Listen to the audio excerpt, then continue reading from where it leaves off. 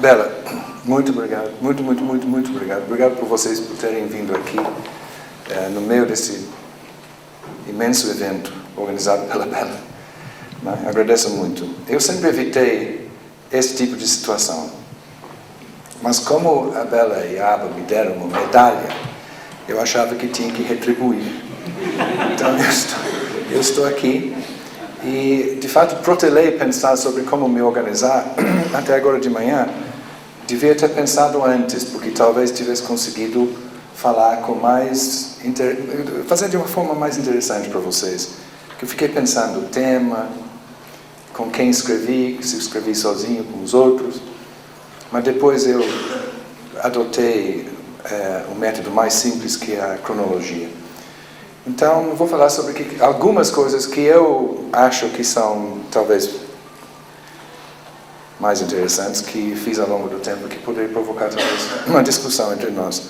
E uma das coisas que sempre acontece quando se olha para a sua vida, há uma tendência de procurar coerência onde não há, e nós sabemos sobre a recuperação da memória, mas eu juro que eu vi uma certa coerência, sim. E vamos ver.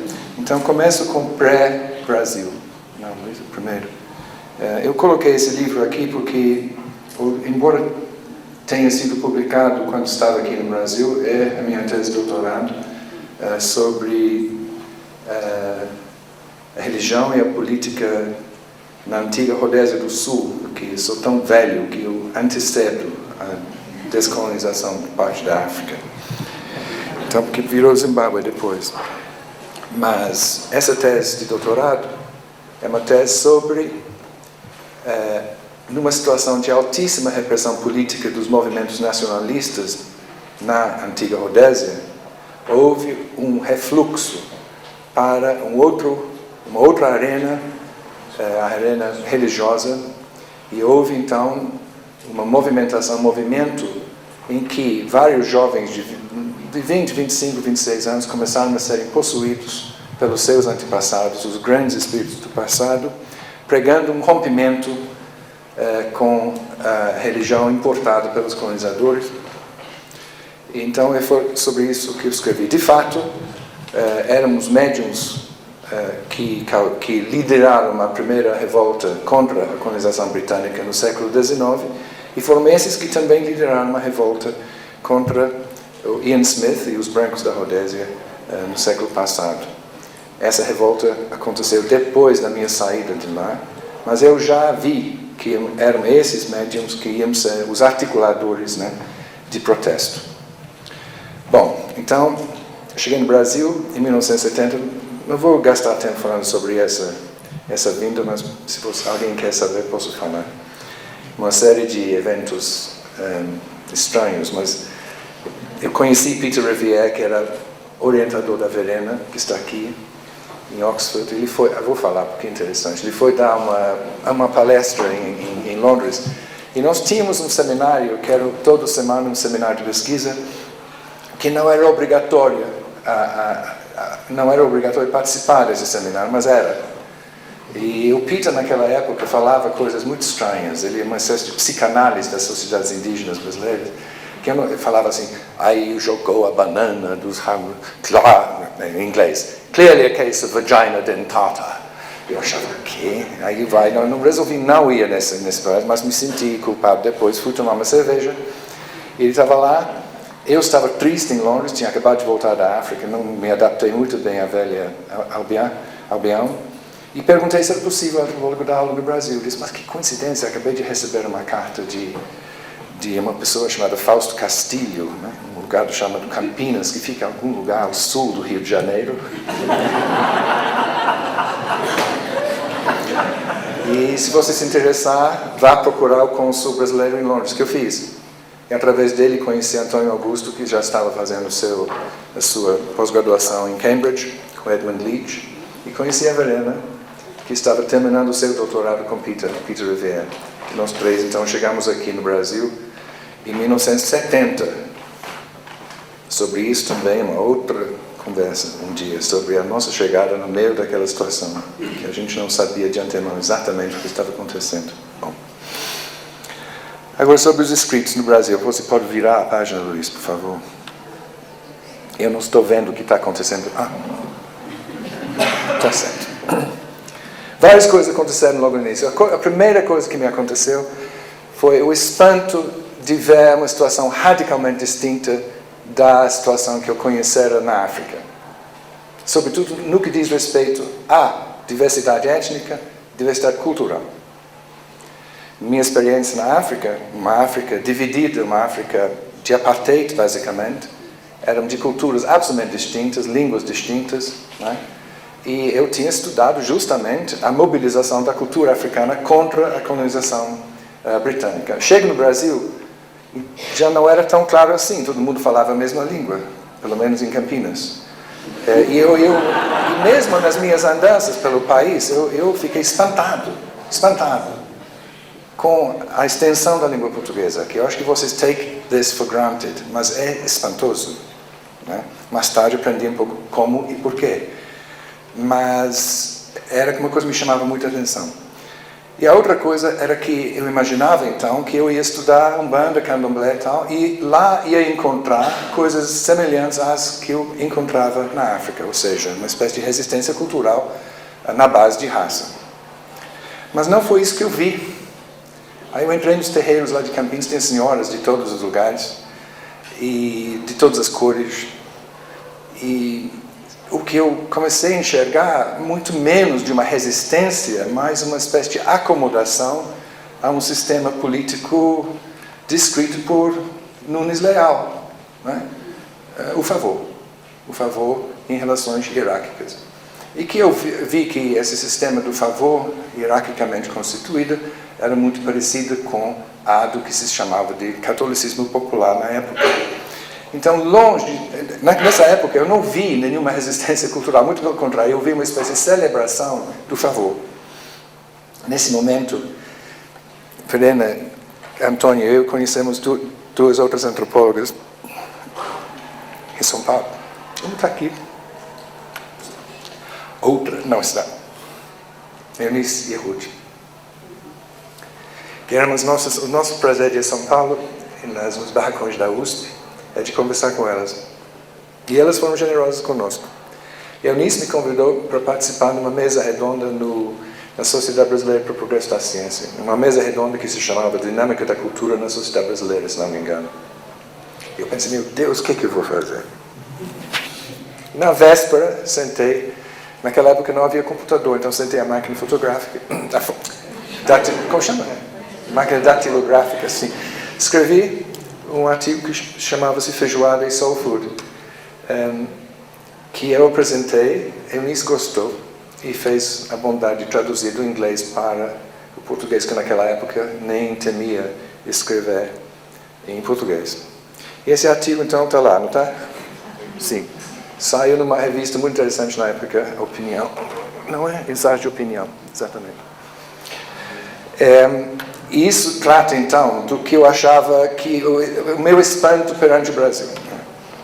E comparando com os Estados Unidos da América. Enquanto nos Estados Unidos da América eu percebi uma clara distinção entre brancos e negros, entre African Americans e whites, como se diz hoje em dia, acompanhado por diferenças culturais marcadas e celebradas, né?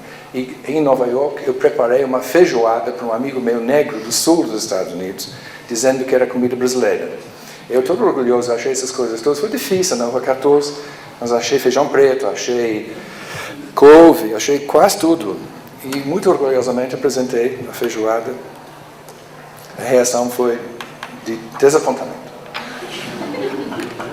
Eu disse, não, Peter, essa é comida de preto. Aí eu disse, não sabia. Até o couve chama-se collard greens, que é uma coisa que faz parte de qualquer cardápio se você vai num restaurante em Nova York de African Americans, né? Então eu achei que interessante, quer dizer que no Brasil, né, se celebra as coisas da África como sendo coisas do Brasil, enquanto lá se celebra coisas da África que são dos negros. E, além disso, que eu também vi e percebi na época, era de que, no Brasil, onde não havia uma segregação legal, né, as coisas da África eram legião. Se encontrava despachos em todas as esquinas de todas as grandes metrópoles. Iemanjá é muito importante, tanto em Salvador como no Rio de Janeiro. Quer dizer que a África permeava o Brasil. E a África não permeava visivelmente os Estados Unidos. Até tanto é que os procuradores da África nos Estados Unidos têm que olhar com lupa mesmo. Que eu achei um contrassenso, porque eu imaginei numa sociedade de segregação, você produziria, né, uma memória da África mais sólida. Pelo contrário, o que se produziu lá eram maneiras de falar inglês, maneiras de ser, e outras fusões, como jazz, por exemplo, né? Enquanto no Brasil a coisa era diferente. Eu achei extremamente interessante sobre isso, então escrevi esse artigo e outras coisas depois, como vocês vão ver. Simultaneamente com isso, houve poucos antropólogos no Brasil nessa época. Eu tive a brilhante ideia de importar jovens alunos de pós-graduação ingleses para fazerem as suas pesquisas e dar aula para nos ajudar lá em Campinas. Só consegui um. Chama-se Gary Nigel Howe. Está aqui. Né? Que era um estudante na London School of Economics, que veio para o Brasil estudar pentecostalismo nessa época. E ficamos conversando. O Gary Nigel Howe era um jovem gênio. Eu morri de medo dele, porque ele tinha lido todas as coisas mais recentes que eu já não tinha lido. E era mais sociólogo e antropólogo, de fato. Mas eu consegui uma certa vitória, porque ele começou a explicar, me dar uma ideia sobre as hipóteses de trabalho dele. E a hipótese de trabalho dele, que o pentecostalismo estaria se alastrando nas cidades brasileiras, com a função de agregar as pessoas migrantes das zonas rurais para a cidade. A pensar, não. É essa mesma explicação que todo mundo está dando para a Umbanda também. E por que as pessoas fazem Umbanda pentecostalismo e não fazem clubes de crochê? Perguntei a ele. Porque, afinal, qualquer coisa serve para agregar qualquer pessoa a qualquer lugar. Era uma explicação funcionalista que não explicava nada.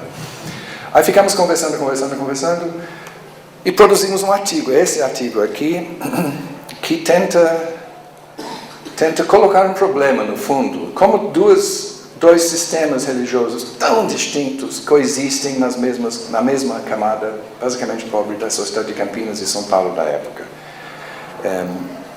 Para encurtar a história, a gente achava que, enquanto Umbanda representava uma cosmologia mais particularista, digamos, baseada no favor, o do pentecostalismo representava uma cosmologia mais individualista, mais protestante, por assim, mais protestante mesmo, e que poderia ser visto uma espécie de reforma tardia no Brasil. Então, e esse artigo deu num convite para participar num seminário. Eu não sei onde o Bella achou essa coisa de Manchester, porque esse seminário foi de fato em São Francisco. Foi sobre São Paulo e Manchester, exatamente. Aí eu passei as minhas férias nas bibliotecas de Manchester e Liverpool procurando a história e tudo inspirado em Edward Thompson. O que tinha em comum entre os antropólogos e os historiadores, e até os economistas de Campinas, era Sir Edward Thompson. Interessante, né? Historiador inglês, marxista, que consegue juntar as pessoas. Bom, então, essa aconteceu simultaneamente com isso. As influências outras vinham da Dona Verena com seu paixão pelas questões de gênero e sexo. E aconteceu uma coisa que eu queria compartilhar com vocês, é que nessa época, no início da década de 70, tudo era politizado, como vocês podem bem imaginar. Agora a Comissão de Verdade vai nos explicar melhor o que estava de fato acontecendo. E nós tivemos um acesso muito estranho aos eventos. Por causa da censura no jornal, as informações passavam de boca em boca. E eu me senti muito alienado da situação, porque nós, por definição, não poderíamos colocar muitas perguntas e não poderíamos atuar politicamente de jeito nenhum.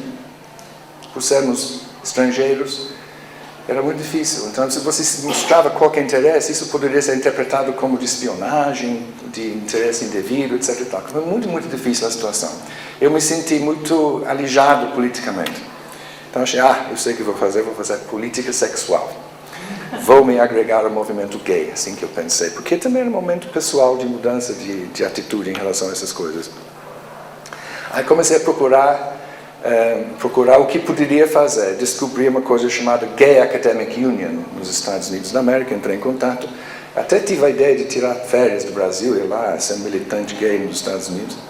Mas o que eu cheguei a fazer era participar na primeira mesa redonda sobre essa questão, sobre a homossexualidade, na cidade do México, em 1974. E para isso fiz uma pequena pesquisa na cidade de Belém, ajudado muito pela minha aluna naquela época, Anaísa Vergolino e Silva, que continua lá em Belém.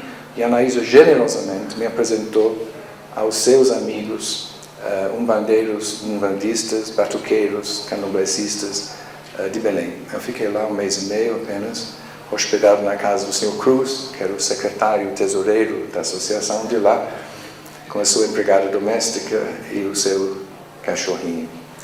E foi 1 mês e meio fundamental, eu penso, porque me abriu um olho para um outro Brasil que de fato não ia conhecer.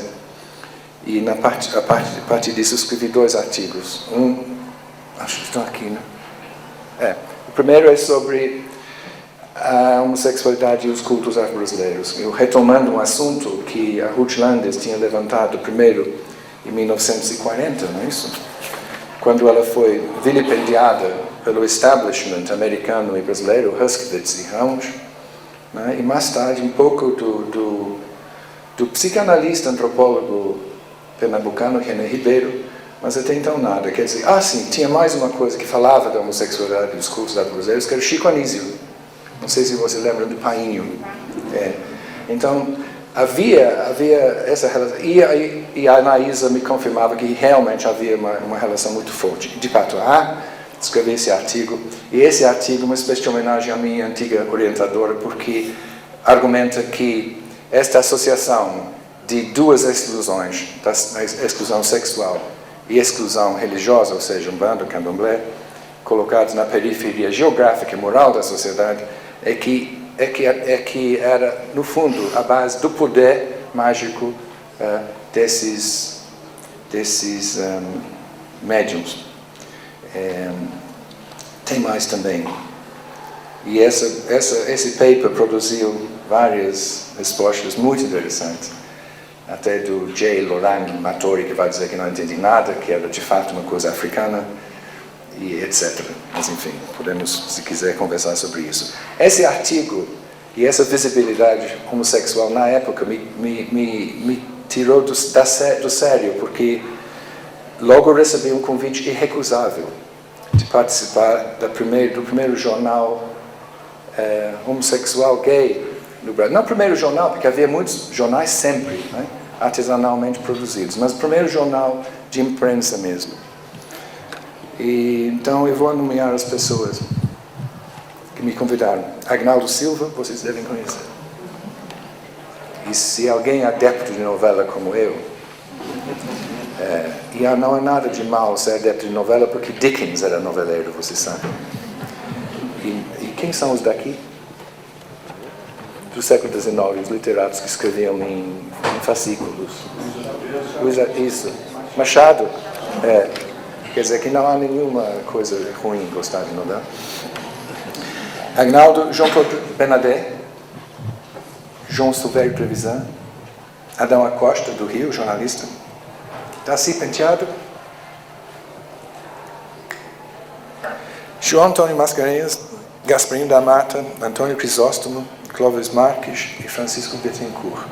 Então esse valente grupo contribuiu cada um com 1000 cruzeiros, acho que eram cruzeiros na época, e lançamos Lampião, que durou 2 anos e meio, com algumas dificuldades. Eu escrevi, infelizmente, pouca coisa, mas eu escrevi coisas que eu considero queer theory avant la lettre. Tem um artigo chamado Ser ou Estar Homossexual, Eis a Questão. Mas depois descobri que não saiu no Lampião, saiu sim na Folha de São Paulo. E nessa época também eu escrevi um outro artigo, porque o que me fascinava era exatamente a diferença entre os meios homossexuais da classe média em Campinas, menos Campinas, e São Paulo, e o que eu tinha encontrado na periferia de Belém. Então escrevi um artigo chamado Hierarquia e Igualdade, eu acho que vem depois.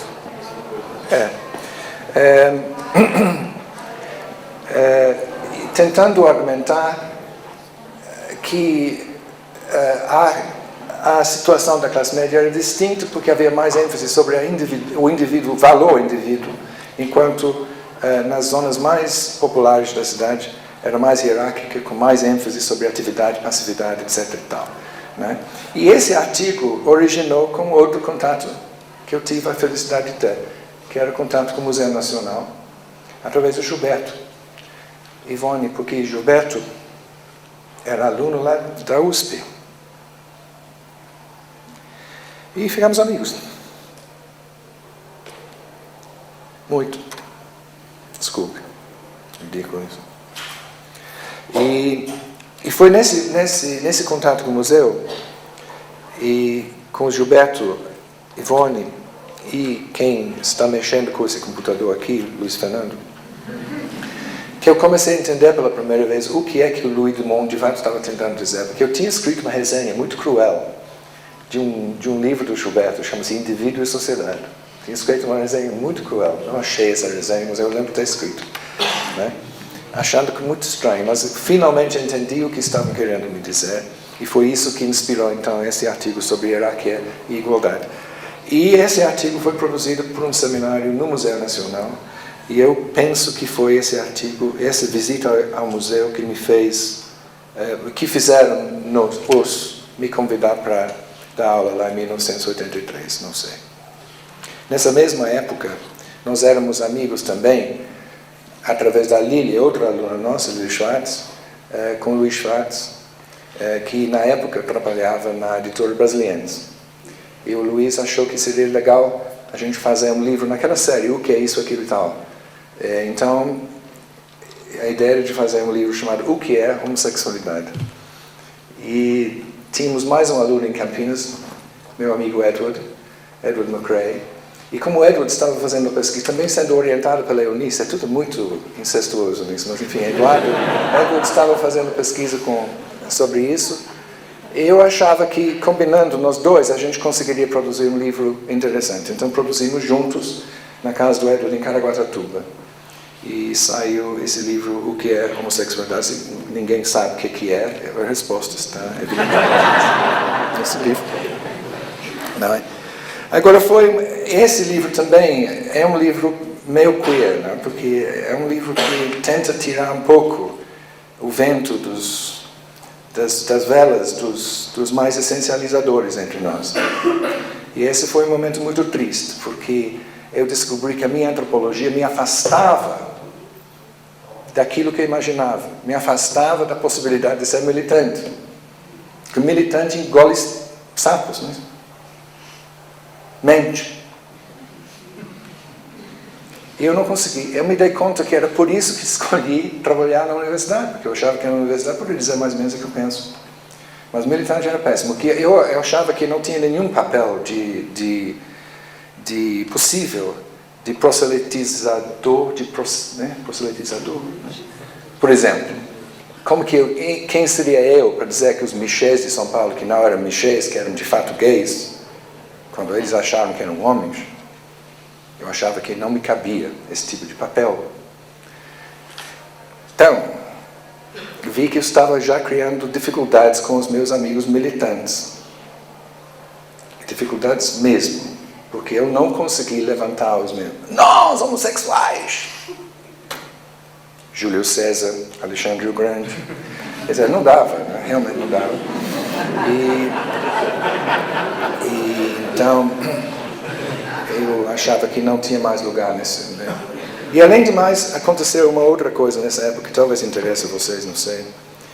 É que nesse momento é que começa um movimento, daquele movimento que diz que só bicho pode escrever sobre bicha, só mulher pode escrever sobre mulher, só negro pode falar sobre negro, não é isso?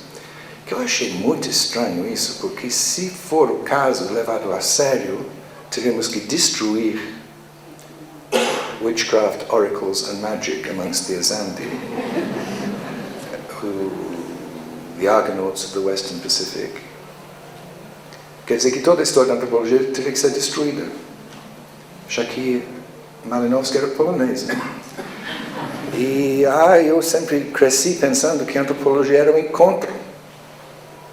Exatamente, era este que a fazia uma ciência interessante.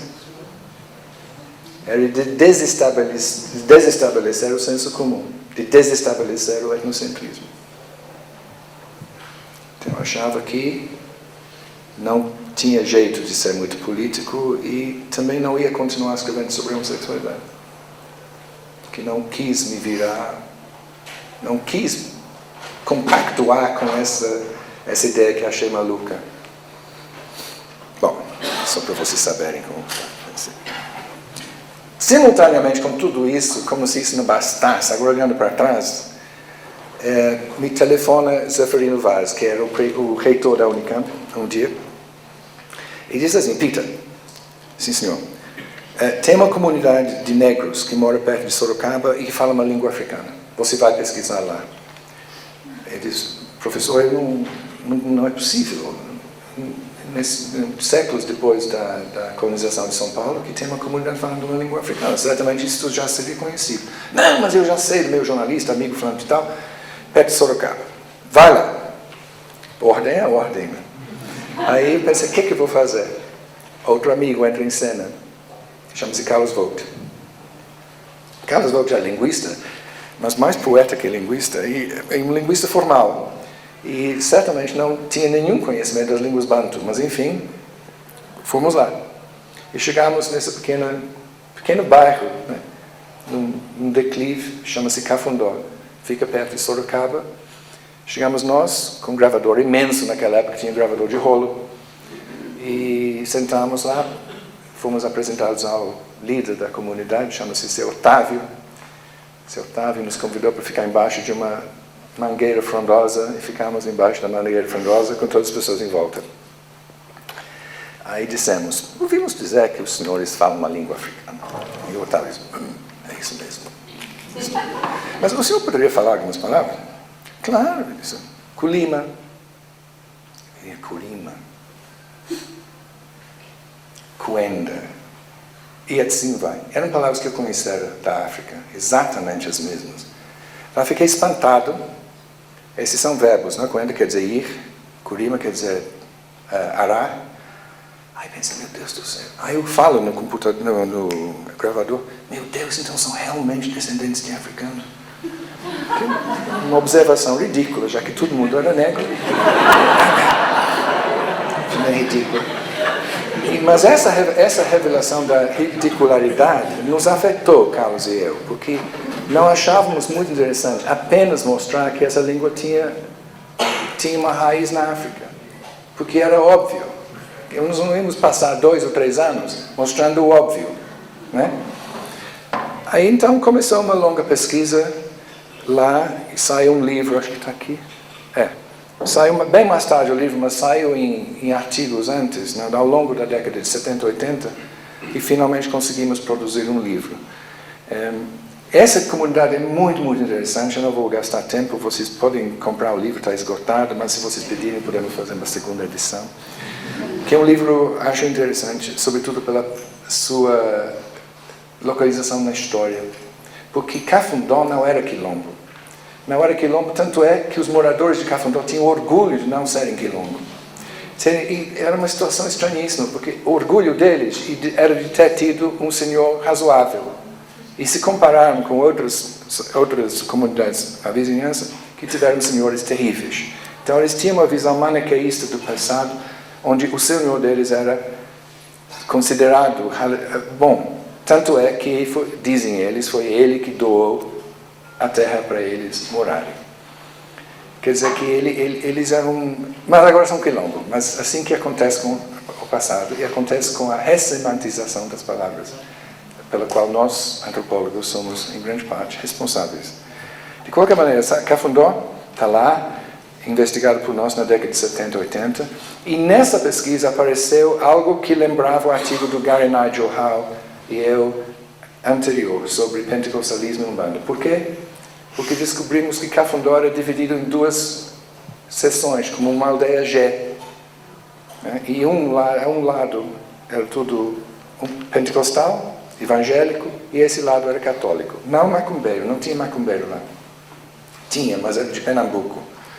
Então, e nós escrevemos um artigo sobre isso. A ideia do Carlos era que se tratava de formigas e cigarras. Que de fato a ética protestante estava vigente do lado evangélico. E a ideia da cigarra, do prazer, da música, da dança, estava do lado dos católicos. Ou seja, de novo entra um pouco essa questão da religião e da cultura. Bom, e de fato essa experiência com Carlos me fez, lembrando agora, é uma coisa que eu queria levantar com vocês sobre a autoria. Eu fui autor da minha tese de doutorado, escrevi junto com o Gary esse primeiro artigo sobre religião, mas no Cafundó nós éramos de fato 4. Carlos, eu, Bob Slenes, historiador, e um linguista italiano que acabou saindo antes, Maurizio Nieri. Quer dizer que pesquisamos juntos, escrevemos juntos. E quem escreveu a maior parte do texto era Carlos e eu. O Robert Slenes escreveu o capítulo sobre a história que ele levantou nos cartórios de Itapetininga. Mas o grosso do livro foi eu e Carlos que escrevemos. E você sabe que Carlos só tem uma mão. Então, para ele, é mais difícil para ele escrever uma máquina de escrever do que eu. Então, eu ficava na máquina escrevendo e Carlos, que é mais literato e nativo da língua portuguesa, é que falava. E era assim, ele ditava uma frase. Aí eu dizia, Carlos, desculpe, isso não dá. Não concordo com você. Ele disse, não se preocupe, Peter, coloca um ponto, agora começa de novo. O leitor pode estar pensando que... E foi assim que a gente foi escrevendo o livro. É uma espécie de diálogo entre nós dois. E esse livro eu gosto muito, mas nem tanto, porque no ano passado eu inventei de tentar traduzir para o inglês. Eu vi que tem muitos defeitos, inclusive de continuidade. E tem outro defeito muito grande, que era o nosso afastamento do que estava sendo escrito nessa época sobre a África-americanidade, por assim dizer. Né? E, sobretudo, o grande ensaio de... Come along, Peter. What's his name? Os dois. Não, Mintz and Price. Sidney Mintz e Richard Price. Que escreve um ensaio mais instigante, na minha opinião, sobre como lidar teoricamente com essa questão. Por felicidade minha, nosso argumento era exatamente o mesmo. Porque nós tivemos que imaginar, era uma coisa de imaginação, de imaginar a situação linguística que os escravos enfrentaram aqui no Brasil. E a nossa ideia era mais ou menos assim. Bom, as pessoas vieram de várias regiões da África. A maioria vieram... em São Paulo, a maioria teria vindo da África, de fala da família de línguas Bantu. Né? Quer dizer, que Bantu é uma palavra que se refere a uma família de línguas, não tem nada a ver com outra coisa. Né? Mas essas línguas Bantu têm várias palavras que são raízes de palavra que se dispersam ao longo dessas várias línguas. E pensamos, bom, então se esse pessoal chegava falando, cada qual falava a sua língua, provavelmente eles iam lembrar ou utilizar, a possibilidade seria de lembrar as palavras com maior dispersão pelas línguas. É por isso que eu reconheci Kurima e Kuemba, que são as palavras mais dispersas pelas línguas Bantu da África Austral. Aliás, a palavra Kuemba já aparece em outros lugares. Quem conhece o mundo gay aqui de São Paulo sabe. Bom, mas... Então a nossa hipótese era essa, de que Nessa situação, as pessoas iam se conhecendo uns aos outros e a probabilidade seria dessas palavras ter mais correntes, mais possibilidade de permanência que as outras. Continua uma hipótese, não conseguimos provar. Não é? E Carlos e eu também não queríamos acreditar que fosse apenas no Cafundó que havia essa língua. É impossível. Sabemos que tinha uma língua muito parecida em Milho Verde, em Minas, mas não havia mais nada na literatura. E nós andamos, cada vez que tinha um SPPC, uma aba, uma Ampox, a gente andava nas vizinhanças procurando comunidades negras e tentando ver se alguém falasse essa língua. Nunca conseguimos achar. Você teria gostado de ver o Carlos andando no meio da rua dizendo Vimbundo! Curima! E ninguém reagia, então chegamos à conclusão que ninguém falava. Uma vez fomos lá com Beatriz Nascimento, em Minas. Afinal, Beatriz, não sei se alguém lembra dela. A Beatriz Nascimento é historiadora, especializada em quilombos. Pensei, ela vai nos ajudar. Nós chegamos nesses lugares de congada e tal, gritando as palavras e nada. E voltamos para o hotel tristes, Carlos e eu. Diz, pois é, Carlos, não tem. A Beatriz diz assim, é claro que não tem. Mas como, Beatriz? Você não está vendo? Esse pessoal não é de Angola. Diz, o quê, Beatriz? Não são angolanos, dá para ver. Diz, não, mas também eu não sou brasileiro. Ela diz, sim, por isso que você fala tão mal.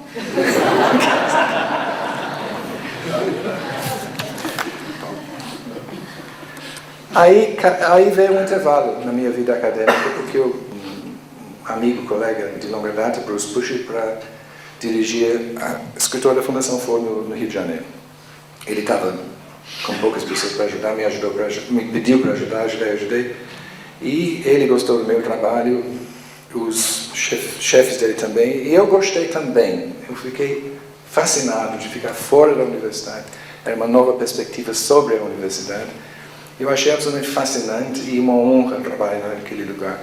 E para quem lembra dessa época, a Fundação Ford era uma instituição muito reconhecida no Brasil, porque apesar da xenofobia reinante contra os Estados Unidos, sobretudo, havia um reconhecimento que a Fundação Ford tinha se comportado de uma forma correta ao longo dos anos de chumbo, tirando pessoas da cadeia, dando bolsas, etc. e tal, fundando o SEBRAP e coisas do gênero.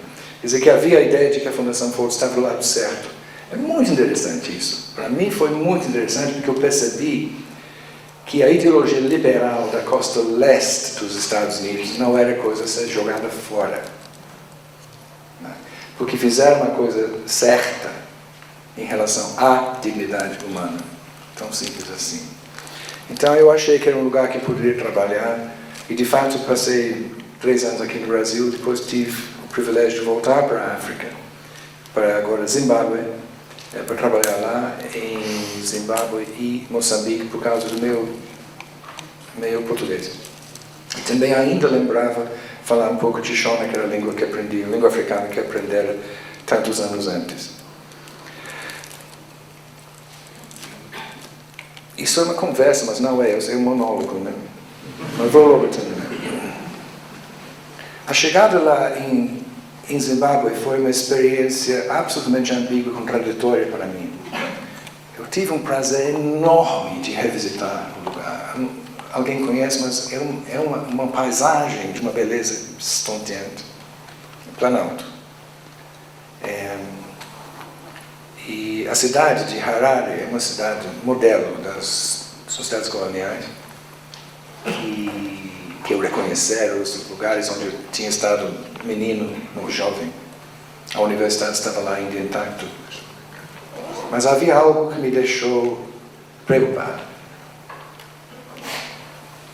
Porque eu vi que a apartheid não tinha cedido perante a independência. Quer dizer, que as antigas divisões entre negros, brancos e mulatos, os mulatos, como na África do Sul, eram considerados uma raça à parte, que essa segregação, agora não mais legal, continuava. Nem tão residencialmente, mas socialmente, sim. E eu vi que, por exemplo, nos restaurantes, Eu só via pessoas de cores distintas almoçando juntos e nunca jantando juntos. Por quê? Porque almoço é coisa de negócios. Então as pessoas em volta do trabalho se encontravam. Mas fora disso, não. Muito pouco, talvez alguns jovens, mas em geral não. E a retórica do governo era uma retórica anticolonial ainda. Quer dizer que, bom, Zimbábue teve azar de não ter Nelson Mandela. Teve uma pessoa chamada Robert Mugabe, que não é exatamente semelhante nem parecido. Então era uma cidade que guardava, a sociedade que guardava a alma da segregação. E não havia nada, me parecia, que existisse no sentido de quebrar essas divisões. Eu fiquei muito chocado. E em 90, o Carlos Hassenbalg me convidou para participar no SBPC. Aí eu inventei de escrever um artigo sobre as minhas reações a isso. Então o artigo chama-se Politicamente Correto num Lugar, Incorreto no Outro. Relações raciais no Brasil, nos Estados Unidos, Moçambique e no Zimbábue. Que saiu publicado em Estudos Afroasiáticos da Universidade do Cândido Mendes. E neste artigo, né, tentei externar a minha tristeza ao voltar para o Zimbábue nesse sentido, e externou também uma nova perspectiva sobre o Brasil. Porque, de repente, eu comecei a olhar para o Brasil de outra maneira. Eu não olhava o Brasil mais de dentro, digamos. Comecei a olhar de fora. Quando eu olhava de dentro, era partidário de todos os Carlos Guilherme Mota e companhia que xingava Gilberto Freire. Fazia parte, eu ia lá no Recife, com cara de bunda, não, né? Eu era assim, claro, porque de dentro parecia lógico, mas quando cheguei lá, eu olhei para o Brasil de lá, pensei, meu Deus do céu, mas o país tem alguma vantagem que não está percebendo. Pelo menos, né? Não tem essa segregação insuportável. Não tem essa desconfiança entre raças. Isso é uma coisa que eu acho que tem algum valor. Foi isso que eu pensei. E essa ideia foi reforçada quando fui a Moçambique. Porque Moçambique, além da língua, que muita gente fala, apesar do que se diz, era uma sociedade que eu chegava, a elite, estou falando do povo, a elite de Maputo é uma elite de todas as cores, que fazem todas as coisas juntas, enchem os teatros, estão nos restaurantes e têm mais ou menos os mesmos gostos, né? Mais ou menos, né? Então eu vi que lá era uma sociedade muito mais interessante, eu achava, do que Zimbábue. E até hoje Moçambique, com todas as suas dificuldades, continua um oásis de bom senso no meio daquela zona absolutamente quase que definido pelo conflito, né? Então eu achava que eu não estava querendo defender nenhuma colonização, muito pelo contrário, mas eu vi que várias formas de colonização têm várias sequelas. E as sequelas de Moçambique eram diferentes das sequelas de Zimbábue. É verdade, Zimbábue é muito mais desenvolvido, muito mais, não é isso? Moçambique muito menos, né? Mas a relação entre as pessoas era distinta. Então isso me fez mudar de perspectiva. E como provavelmente vocês sabem, quando eu voltei para o Brasil, era algo que me mobilizava muito. Não sei se está aqui. Sim. Depois desse artigo, veja bem, eu fiquei 6 anos na Fundação Ford, fiquei 4 anos em Zimbábue e me convidaram para ficar mais tempo em Zimbábue. Nessa época, Robert Mugabe já estava investindo contra a homossexualidade, dizendo que a homossexualidade era uma praga dos colonizadores ingleses. Eu pensei, não vou viver numa sociedade dessas. Já basta os meus primeiros 17 anos. Eu vivo dizendo isso para todo mundo que não sabe, que as relações homossexuais na Grã-Bretanha, até 1967, quando eu tinha 16 anos, era crime. Com 2 anos de prisão e trabalho forçado. Quer dizer que Zimbábue tem a mesma lei, porque enquanto essa lei foi abolida em 67 na Grã-Bretanha, continuou lá em Zimbábue. Quer dizer, uma lei colonial contra a homossexualidade. Não quero falar mais sobre isso, mas foi uma coisa chocante. Ele disse, não, eu vou ficar. Eu falei com a presidente da Fundação Ford, tenho certeza que a senhora vai entender. Não vou me sujeitar a esse tipo de coisa. Vou voltar para o Brasil. E além de mais, eu disse para ela, eu acho que chegou o momento de sair desse tipo de militância e voltar para o lugar que eu sempre quis ficar, a universidade, onde me sinto à vontade de pensar e de falar o que bem entendo. Ela disse, entendo, Peter, você faz a coisa certa, boa sorte. Tá, voltei. Graças às amizades aqui no Brasil, uma delas está aqui, a minha irmã Ivone, fui convidado para ser professor visitante no IFIX, no Rio de Janeiro. Aí lá fui, naquele prédio que tanto, não sei se vocês conhecem, mas é um prédio esplêndido, no meio do Rio de Janeiro, com muitos botecos e restaurantes curiosos em volta. Que eu visitava quando morava aqui no Brasil e trabalhava no Rio. Então voltar para o IFIX, ir para o IFIX era um sonho. E esse sonho virou, de fato. Mas eu descobri uma coisa das universidades, que eu percebi que eu já estava idealizando as universidades. Porque eu fui descobrindo que talvez nas universidades tinha tanto controle sobre o pensamento e a expressão, ou mais, que havia na Fundação Ford. Pelo menos na Fundação Ford, quando eu falava que discordava com alguma coisa, todo mundo escutava, e eu era conhecido como oposição leal lá. Porque havia muita coisa que eu achei muito esquisito mesmo. Mas eu falava, sempre, sempre, sempre. E nada me aconteceu de mal. E aqui, de repente, descobri que a coisa não era exatamente a mesma coisa. Eu fiz um projeto de pesquisa chamado A Transição do Socialismo para a Democracia em Moçambique. Esse título foi suficiente para me taxar de extrema-direita. Porque como que alguém poderia progredir do socialismo, argumentava eles. Então, numa sociedade moçambicana, com tanta gente em campo de concentração, prostitutas em campos de concentração, etc, etc, etc, nenhuma liberdade de expressão, como que alguém poderia me dizer que aquela não poderia melhorar? E que a democracia não seria mais interessante para todo mundo? Sobretudo porque nós tínhamos jovens moçambicanos já estudando no Brasil. Porque uma das coisas que inventei lá na África era de mandar eles para o Brasil. Vieram 20. Agora, eles são o núcleo das ciências sociais em Moçambique. Então, descobri essa coisa dentro da universidade que me deixou muito aflito. E eu percebi que não era só eu, mas várias outras pessoas. E era uma constatação muito triste, porque de fato eu tinha idealizado, né, a universidade. E idealizei, sabe por quê? Porque durante o regime militar, nós justificávamos a nossa presença na universidade pela nossa capacidade, em princípio, de poder falar, pelo menos, né, e escrever, mesmo naquela situação. Então, você tira a ditadura e vem outra.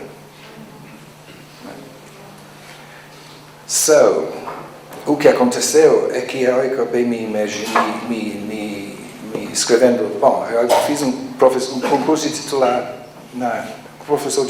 concurso de professor lá na UIFIX. E eu tinha que dar uma aula. Não sei se esse ponto foi coisa organizada, mas é um ponto sobre raça, alguma coisa assim. Pensei, o que eu vou fazer? E tinha saído uma matéria na Veja sobre a Cinderela Negra, que era filha do governador do Espírito Santo, que tinha sido rejeitada no elevador. Aí eu fui com as fotografias, eu olhei para ela, me parecia uma mulher carioca, né? Eu não atribuiria qualquer raça assim para ela. Fui conversando com pessoas em volta do meu apartamento em Santa Teresa, e também as outras pessoas tiveram muita dificuldade de classificá-la. Então inventei de falar sobre isso, mas tarde virou artigo que o que a Cinderela chamava de Cinderela Negra, o artigo. Esse artigo eu gosto dele. E eu gosto dele porque também provocou respostas, quer dizer que provocou um debate interessante. Podemos continuar? E depois veio uma outra coisa na minha vida, um outro contato Se eu tenho alguma coisa a dizer para vocês, é que esses contatos foram e são absolutamente cruciais, porque não me sinto sozinho. E eu tive um contato com o pessoal da Fiocruz e a antropologia biológica, através do Ricardo Ventura Santos. E Ricardo, através do Ricardo, então, e do amigo dele, Sérgio Pena, lá em Minas, eu comecei a ler a nova genética. Eu fiquei absolutamente fascinado mesmo. E nisso, está começando a mudar a política em relação à raça no Brasil. E uma das coisas que acontece é que o Brasil inventa um projeto de saúde para negros, a população negra no Brasil. Segundo as pesquisas do Sérgio Pena, geneticamente é muito difícil separar no Brasil por razões óbvias. Quer dizer que há um grau de mistura biológica no país que não se pode negar. Quer dizer que não é através da aparência das pessoas que você vai distinguir possibilidades de determinadas condições geneticamente transmitidas, que é o caso da anemia falciforme. A anemia falciforme é um gene recessivo, que vocês sabem disso, mas é um gene recessivo de origem mais ou menos histórica na África, aqui no Brasil, na África ou West África Ocidental. Né? E ela, como olho claro, se dissemina pela população. Você pode ter o traço sem nenhuma sequela, nenhuma manifestação de doença, ou você pode ter a doença mesmo quando esse gene está presente nos dois, do pai e da mãe. Né? Mas eu fiquei fascinado porque o projeto dessa política, a política de anemia falciforme, organizado pelo movimento negro, que eu achei que isso não era muito bom pela saúde do Brasil, porque essa é uma doença que evidentemente poderia se manifestar em qualquer um, independentemente da sua cor. Então escrevi sobre isso. E em seguida, Ricardo e eu, e um grupo de pessoas, cujos nomes não são todos aqui, Zé Carlos Rodrigues, Marcos Chomaio, Simone Monteiro, montamos uma pesquisa numa escola secundária, mas com um colégio na periferia do Rio de Janeiro, em Nilópolis, para tentar entender como que as pessoas relacionavam o seu pensamento sobre políticas raciais e essas novas descobertas da genética. E o artigo foi publicado em Current Anthropology e é um número interessante, porque o artigo foi escolhido para ser comentado por várias pessoas, inclusive a dona Verena, que está aqui na nossa frente. Então, nesse artigo, nessa pesquisa, foi uma pesquisa genial, porque fizemos junto com os professores da escola, né? E os professores da escola também de todas as cores, e os alunos também de todas as cores.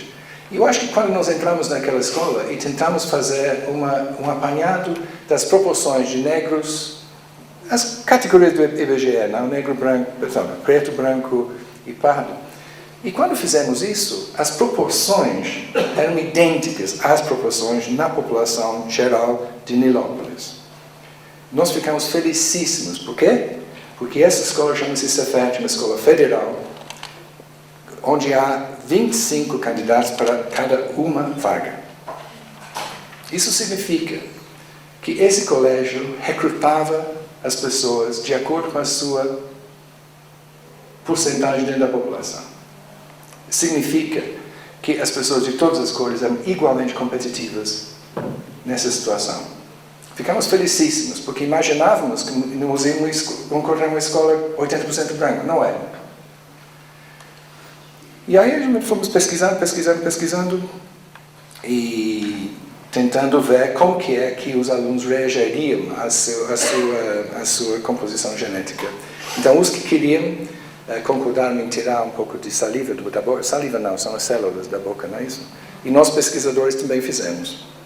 Eu devo dizer para vocês que sou 5% indígena, 5% africano e 90% europeu, com margem de erro de 10%. Mas outros nem tanto. Eu achava que Ricardo ia ficar muito mais africano que de fato é. Mas enfim, que é de Piauí.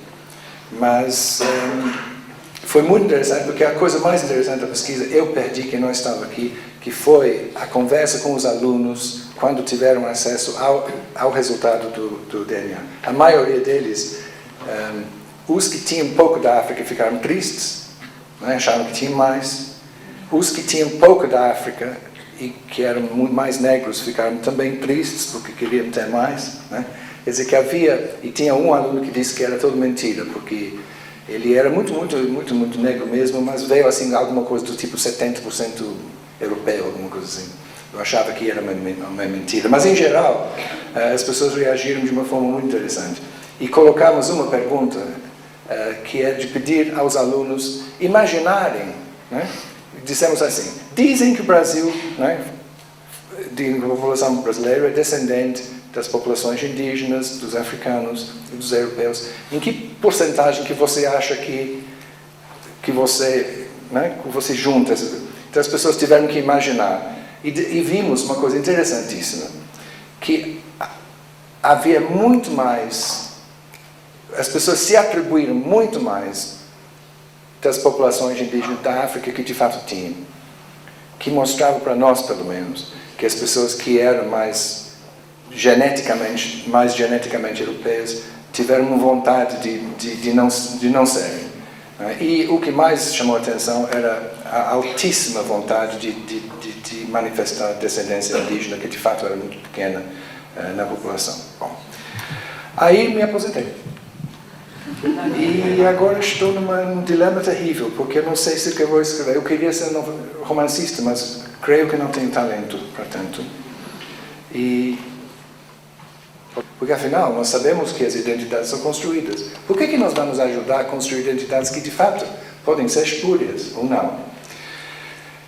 Bom, mas essa foi uma experiência interessantíssima, porque fiz novos amigos e nós ficamos meio militantes e publicamos um livro que está aqui.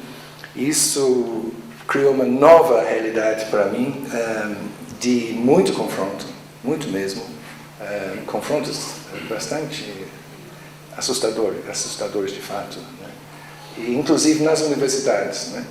Eu descobri que havia certas coisas, era melhor não abrir a boca, né? E uma delas é essa, né? Nós abrimos a boca, eu ainda assino embaixo as coisas que eu escrevi, né? Mas já que está escrito, né, que fique com o registro de uma opinião sobre essa questão. E esse livro é muito interessante, porque esse livro é escrito por um bando de pessoas, escritores, acadêmicos, poetas e tal, que tiveram a mesma opinião nesse mesmo momento. E nós achávamos que era importante registrar a ideia, não é? Com o passar da história, evidentemente, perdemos, num certo sentido, quer dizer que agora a Constituição do Brasil foi reescrita pelo Supremo Tribunal Federal, não é isso? Unanimamente. Quer dizer que a batalha, digamos, política foi perdida, mas eu acredito que tudo que está escrito aqui está escrito, não é? E que essas dúvidas foram registradas. E acho que isso que é importante, o papel de quem pensa. Às vezes alguém vem e diz: Peter, você é muito corajoso.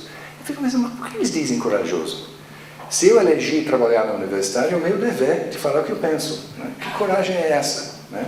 Depois eu fico pensando, será que aquela pessoa pensa a mesma coisa, mas não quer falar? Às vezes eu penso isso, não sei. Mas já não tenho mais nada a acrescentar sobre esse assunto. Aí eu fico meio paralisado, sem saber o que fazer. Até que outros amigos, está vendo? Felizmente o mundo é feito de amigos. Sérgio Carrara e Adriana Piscitelli e as outras pessoas que trabalham, o Júlio, que trabalham com o sexo e gênero, me convidaram para participar de um importante simpósio sobre essa questão. Eu não pude recusar. Pensei, agora que eu sou mais velho, eu posso voltar a escrever sobre essas coisas, claro. Né? E pelo menos vou estar entre amigos. Eu não vou ser xingado. Né? Então, vamos. Aí eu ia escrever sobre, comparando o movimento negro, o movimento feminista e o movimento gay. Mas depois eu pensei, não posso fazer isso, porque de novo vou pisar em ovos, vou pisar em cima dos pés das feministas, não. Aí fiquei paralisado. E Sérgio, o que eu vou fazer? Mas, Peter, você não levantou algumas coisas sobre as populações indígenas e homossexualidade? Disse, sim, porque uma das ideias que eu tive era de olhar para isso junto com Flávio Vico, meu amigo. Mas eu desisti dessa pesquisa porque eu achava que era mais um caso de voyeurismo, de que antropologia é séria. Mas eu tinha feito levantamento bibliográfico. Então a última coisa que escrevi foi, terminei ontem, está aqui. Se alguém quer se exprimir no nosso simpósio, vai ser hoje à tarde às 4h30. Eu vou tentar falar sobre o que Lévi-Strauss pensou dos Namiquara. Obrigado.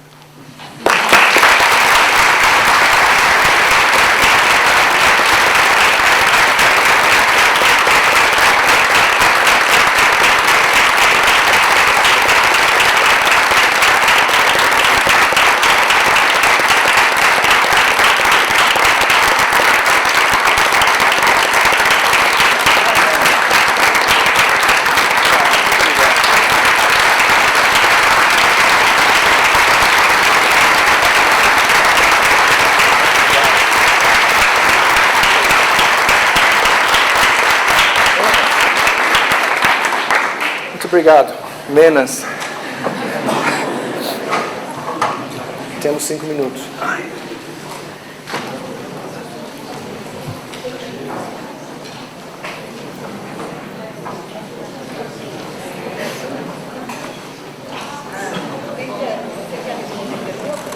Posso? Posso, se alguém quer colocar uma pergunta?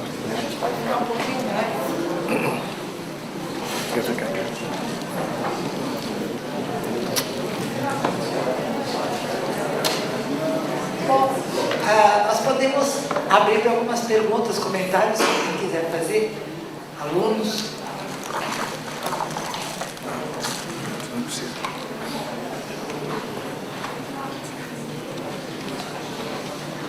Não, pronto, vamos embora. Então, quer falar? Mas tem que vir aqui mesmo. Pode falar alto.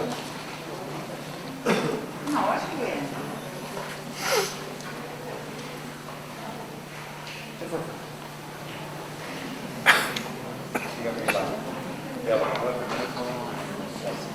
Tem alguém com telefone? Não. Tem um telefone? Não, eu não tenho uma pergunta, não.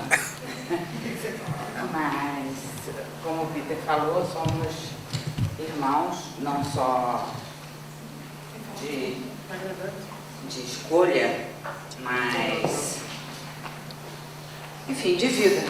Né? Quando o Peter chegou no Brasil, eu estava defendendo o meu mestrado e sempre, naquela época, eu era tímida, hoje não sou mais. Não, nem tanto. E participamos de um seminário no ISER, ali em Ipanema, perto de uma igreja. Naquela época eu lia coisas que não eram muito canônicas, gostava de coisas que ninguém gostava e me sentia muito só escrevendo Guerra de Orixá. E quando logo encontrei Peter, a primeira pergunta que ele me fez é: qual desses livros você gosta? E eu falei, timidamente, morrendo de medo, que imagina aquele belíssimo inglês, né, o que ele ia achar de mim. Falei, eu gosto muito daquele Nina Rodrigues, o animismo fetichista dos negros baianos. E ele me abraçou e falou, que bom, mas é isso mesmo, não sei o que, blá, blá. Foi esse ânimo que ele permanece até hoje. E ficamos amigos a partir daí, por um encontro intelectual, afetivo e etc. Ele fez parte da minha banca de mestrado, veio naquela cerimônia daquele museu tão rígido, diretamente de Búzios, e abriu na minha frente a tese que ele elogiou muito, mas caiu um pouquinho de areia da praia em cima da mesa. E eu achei aquilo, como sempre, muito alegre, muito bom para mostrar que a vida e a produção intelectual estão juntos. E isso que nós aprendemos aqui hoje. E eu quero dizer que tudo isso que o Peter contou é a história dele no Brasil e a história dele no mundo, né? Eu fui participando dos últimos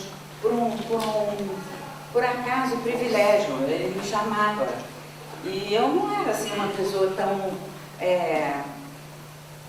enfim, eu tinha medo de cair na vala daqueles negócios do baixo clero.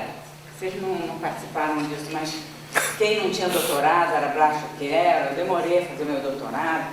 E o Peter estava sempre ali me dando força, e com esse espírito que ele teve hoje, nós passamos por todas essas coisas, mais ou menos juntos. Eu visitei o Peter em Zimbábue 2 vezes, uma vez sozinha, outra vez com a minha família, e fizemos juntos tantas coisas boas, né? Tantos jantares, almoços, piqueniques na praia, quando éramos bem jovens.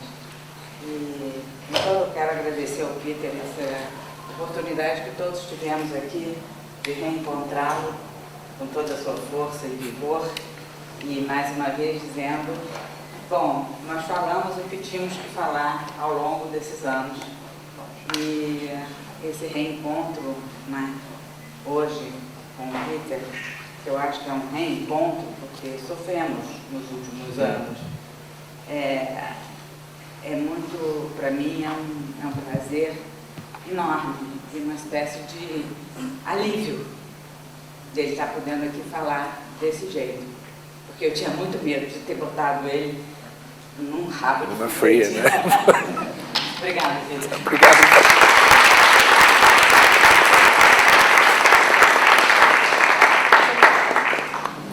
Depois eu disse. Opa, cuidado, não caia. Quem está caindo?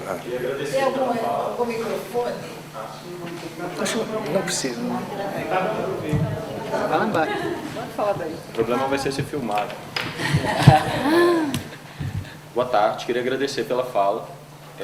Eu queria dizer que, mesmo não concordando com todas as posições do professor, acho admirável que ele tenha tido a consciência de dizer. E eu tenho um par de perguntas.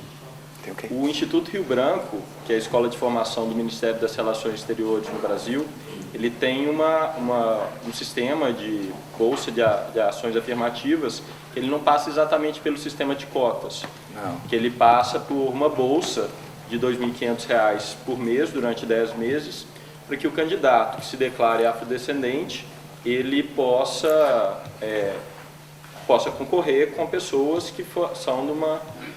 Eu tenho a impressão, eu pesquiso no Instituto Rio Branco, que talvez esse poderia ser visto como uma tentativa brasileira de reagir a um contexto onde é que não tem exatamente uma segregação, não tem uma sociedade multicultural, mas uma sociedade mestiça, que existe um contínuo entre pessoas de aparências físicas muito diferentes e que essa poderia ser vista como uma tentativa de equacionar um problema que infelizmente existe, que é uma discriminação baseada em aparência. Gostaria que o professor falasse alguma coisa a respeito disso.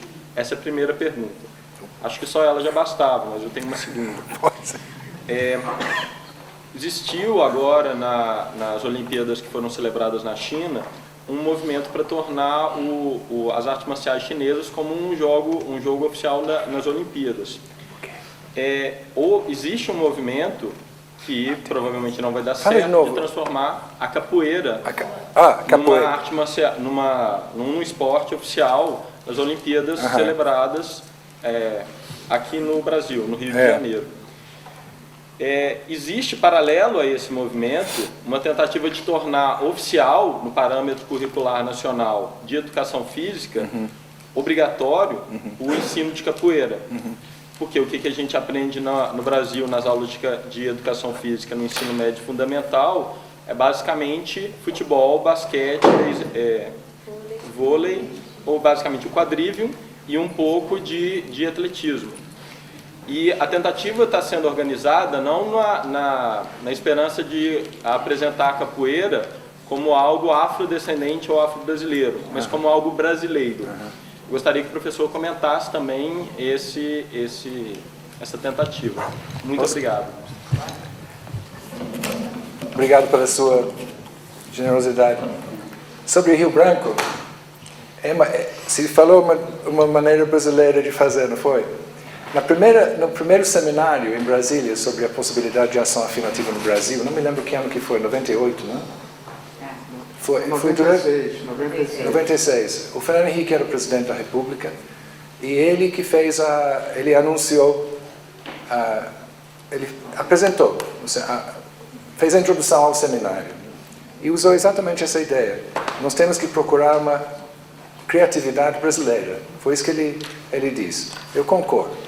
Porque uma das coisas que aconteceu, infelizmente, nesse debate, é que quem se expressava uma certa dúvida sobre a rigidez das cotas foi logo taxado de racista para pior. Né? Isso que aconteceu de fato. Então, eu penso que o que fez a Rio Branco, continua fazendo, não continua? Uma ideia muito interessante. E lembra, aliás, as iniciativas anteriores, que eram os pré-vestibulares para negros e carentes, etc. Havia vários pré-vestibulares que tiveram um efeito muito importante, que as pessoas estão menosprezando, menos reconhecendo agora. E tem mais, de fato, meu amigo, que se tivessem feito as cotas na base daquele critério proxy de escola pública, teria imediatamente escurecido as universidades brasileiras sem ter que falar uma palavra sobre raça, mas enfim, não foi isso que aconteceu. Sobre capoeira, eu não sei te dizer, eu acho lindíssima. Eu sou tão duro que tenho medo até de pensar em ter que fazer aula de capoeira, mas eu sou velho. Eu adoraria que as escolas fizessem isso, para falar a verdade. E você sabe que essa questão do capoeira brasileira é interessante, porque se faz pesquisa sobre isso?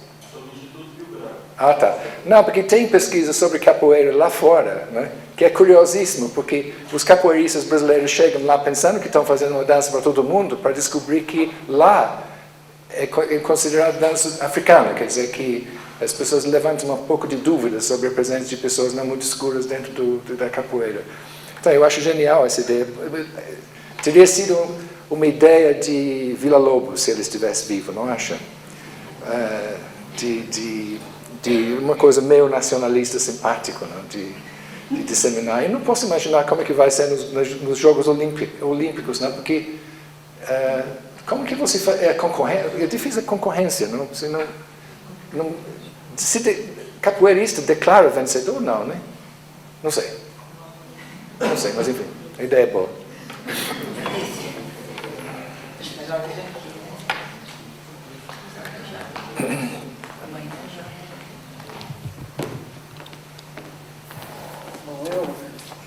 Eu não vou fazer propriamente uma pergunta para o Peter, mas eu queria fazer um depoimento paralelo a respeito de que não fica tão óbvio quando o Peter fala, que o Peter é uma pessoa de extraordinária coragem. Eu falo isso não é sobre apenas dizendo que ele enfrentou de situações na universidade tão difíceis quanto as minhas, né? E foi dos poucos aliados que eu encontrei. Quer dizer, nós passamos parte da nossa vida produtiva num período ditatorial, na qual a forma de defesa da universidade foi se transformar num marxismo acadêmico. Agora, o problema é que nem os assuntos que o Peter estudou, nem aqueles que eu estudei, eram marxisticamente corretos. Quer dizer, nós fomos, durante boa parte da nossa carreira, considerados politicamente irrelevantes, se não politicamente incorretos. Não é? Porque eu analisei, não é, em primeiro lugar, a imigração italiana. Eu estava preocupado com o problema da ascensão do imigrante na sociedade brasileira. Bom, eu não tinha uma hipótese de como ela se dava. Aí descobri, quer dizer, as reuniões revelavam que um fator fundamental de todo o processo migratório e do processo de ascensão eram as relações familiares e a constituição do grupo familiar de trabalho e de poupança, que a gente até podia chamar de acumulação primitiva na história das famílias. Nenhum sucesso. Depois, eu peguei um tema que até que eu achei que era bastante interessante, que era os migrantes rurais em São Paulo. Bom, daí eu descobri que toda a migração era orientada por relações de parentesco e relações de vizinhança. Eu chamei o espaço social da migração. Ninguém vai para um lado ou outro no mapa, mas vai, não é, através de um parente, um conhecido, e que isso é que dava o suporte inicial para você iniciar a ascensão social. E depois descobri também que a história profissional dos migrantes, mas não dava para colocá-los em nenhum lugar da luta de classes. Não é porque eles passavam de proprietários para empregados sem carteira, não é? Alguns entravam na indústria, ficavam de repente operários, mas de outra vez eles recebiam a indenização de ter um trabalho, compravam um pequeno negócio, depois ficava falido. Quer dizer que não havia um jeito de eu explicar esse processo através da luta de classes. Bom, o resultado é que o meu estudo ficou irrelevante durante muito tempo. Depois tivemos a sorte de que os ventos mudaram e aquilo que os antropólogos estudavam, que era normalmente as pessoas que estavam na margem da sociedade, que marxisticamente a gente só podia classificar como lumpen, não é? Na verdade, passaram a ter uma importância política crescente e nós finalmente conseguimos ser integrados dentro da vida acadêmica.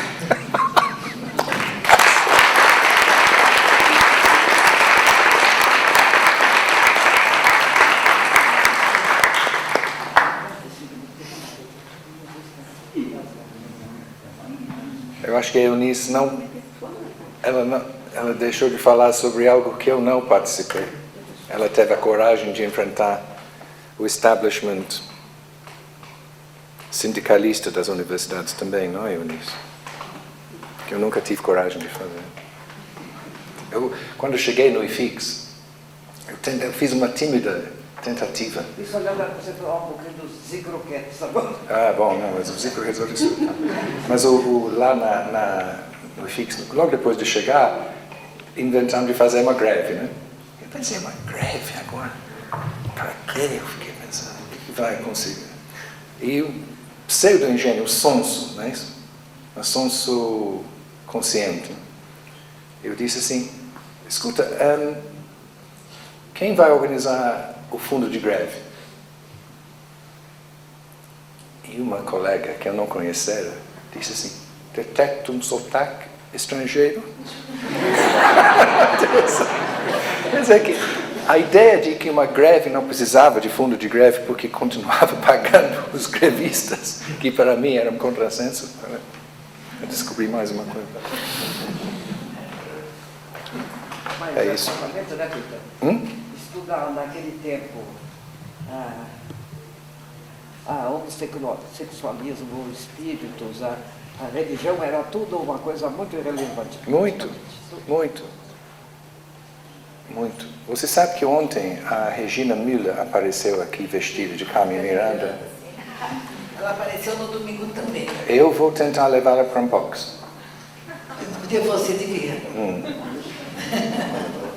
Porque as fotografias da Madalena Schwartz, dos zicroquetes, já estão em forma de exposição pelo Instituto Moreira Franco.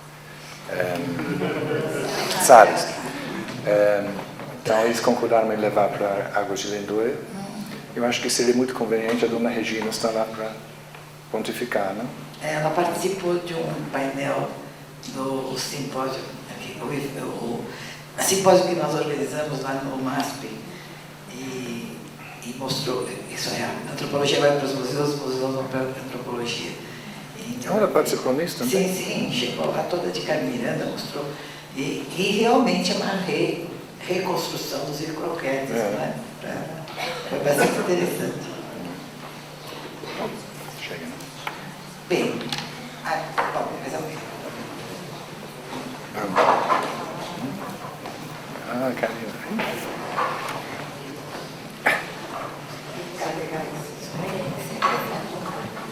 Bem, eu queria dar um depoimento da aula conheceu o Peter não em 1970, mas nos anos 90. E quando eu cheguei ao IFIX, 2 anos depois, eu fui convidada a herdar a sala do Sr. Peter Frey, que estava se aposentando. E como algumas pessoas são testemunhas aqui, eu resisti muito. Eu não achava que eu podia entrar naquele lugar, que, como a gente sabe, e a gente estuda isso, né? Não era só uma sala, era um lugar que ele estava deixando, encerrando uma etapa, né? Que a gente, felizmente, não encerrou, e ao longo de 6 meses isso ia e vinha, e finalmente, através de amigas como a Ivone, a Elisa Reis, eu fui nessa sala, e a sala sofreu uma grande inundação que dizia que talvez os deuses não quisessem que eu tivesse lá. Mas, durante muito tempo, eu me sentia como uma ocupante, uma falsa ocupante, né? Com saudade do Peter e, enfim, fui conhecendo mais o Peter através de coisas que eu organizei também, que ele deixou lá e pronto. E eu queria dizer que, a partir desse depoimento, acho que a gente entende uma coisa que eu acho que me ajudou muito estar ali, que foi uma coragem permanente de dizer o que pensa, mesmo quando esse dizer o que pensa não é agradável para quem está em volta, uma coragem de mudar, de reconhecer que já chega de falar de um certo tema. Então, isso tudo foi me contaminando, enfim, inclusive da minha vida acadêmica, e finalmente, diante de uma situação muito triste, que foi a perda do Gilberto, eu tenho agora um pouco essa outra herança, que além da sala do Peter, é a herança desse acervo do Gilberto, que, por eu estar naquela sala, esse acervo passou a ter um lugar.